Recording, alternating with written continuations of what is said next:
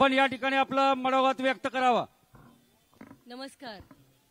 आज सांगलीमध्ये एका वेगळ्या कार्यक्रमाच्या निमित्ताने उपस्थित राहताना आज पहिल्यांदा मला आनंद होत नाही लाडांना।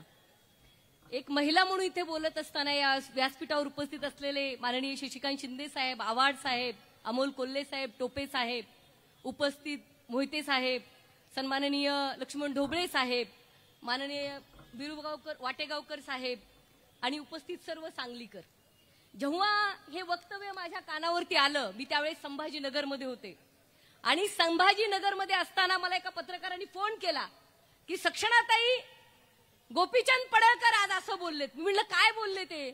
मी फार त्यांना अलीकडे महत्व देत नाही, त्यांना महत्व देणे पद ते मोठे नाहीत म्हणले। गली में कुत्ता भौंकता है, इसके लिए हर कोई इंसान को जवाब देने की जरूरत नहीं होती है।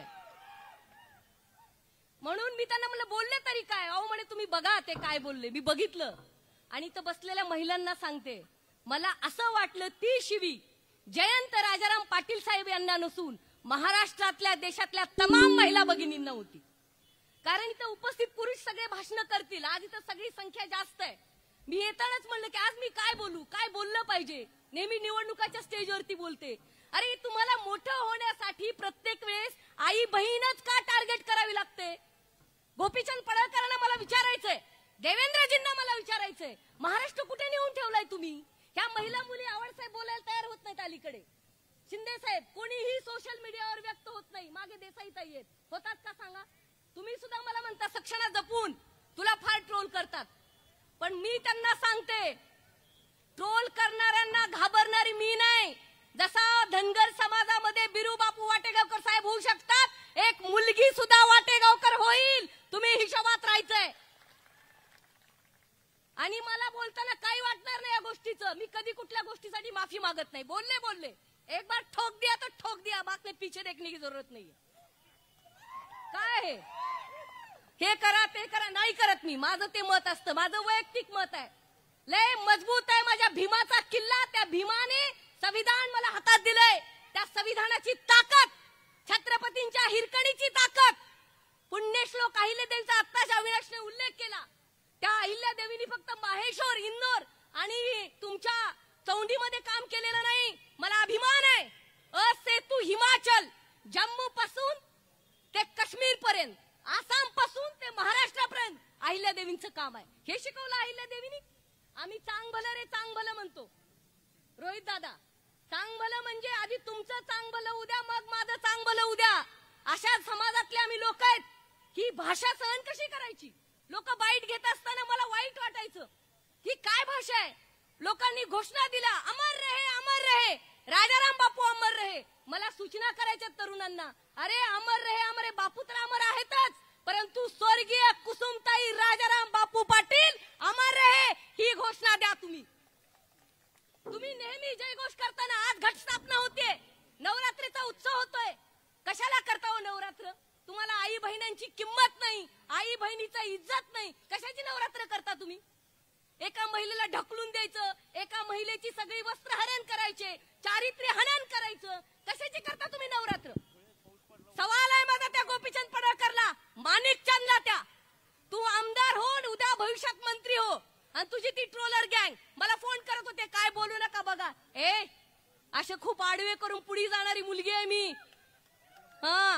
आमचा इतिहास आहे, टोपे साहेब, आव्हाड साहेब, अटके पार झेंड्याचा, अटक हे अफगाणिस्तान मध्ये आहे आणि त्या अटक किल्ल्यावरती आमच्या मल्हारा होळकरांनी झेडा फडकावलाय, त्यामुळे आम्ही घाबरणारे नाहीत। आज जी टीका माननीय जयंत पाटील साहेबांवरती झाली आहे त्याचा निषेध तर मी करतेच, परंतु त्याचं उत्तर सुद्धा आम्ही द्यायला आलेलो आहे। मी काय माननीय जयंत पाटील साहेबांसोबत काम केलेलं आहे, त्यांच्या अध्यक्षतेखाली 7.5 वर्ष मी प्रदेश अध्यक्ष म्हणून काम केलंय, मला त्यांचा स्वभाव माहिती आहे।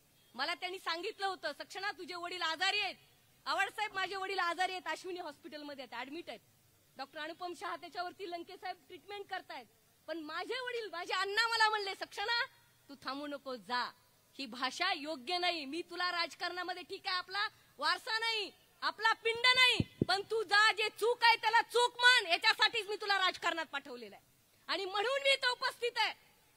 तुम्हाला सांगते, तुम्ही रामाचा म्हणता अरे सीतेचा का करत नाही तुम्ही? भारतीय जनता पार्टीला विचारायचंय. म्हणून संतांनी म्हणलंय राम म्हणू राम नाही, नाही सीतेच्या तोलाचा.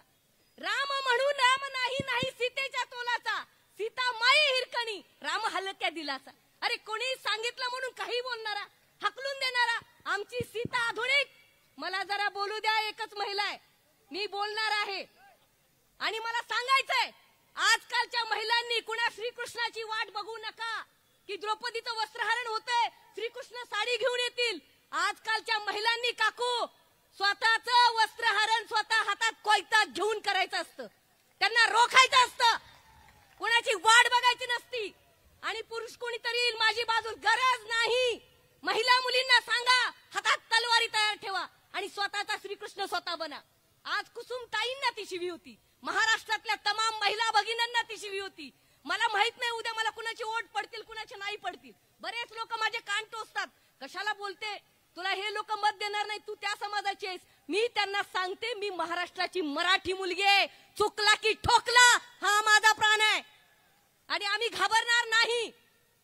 मराठवाड्यातून येते, मराठवाड्याची माती तुम्हाला माहित आहे, हॉट आहे तर हॉट आहे. आम्ही हॉटच लोक आहेत. हॉट म्हणजे त्या अर्थाने हॉट नाही, तापलेलं वातावरण आहे. आणि म्हणून सांगते चुकला की ठोकला.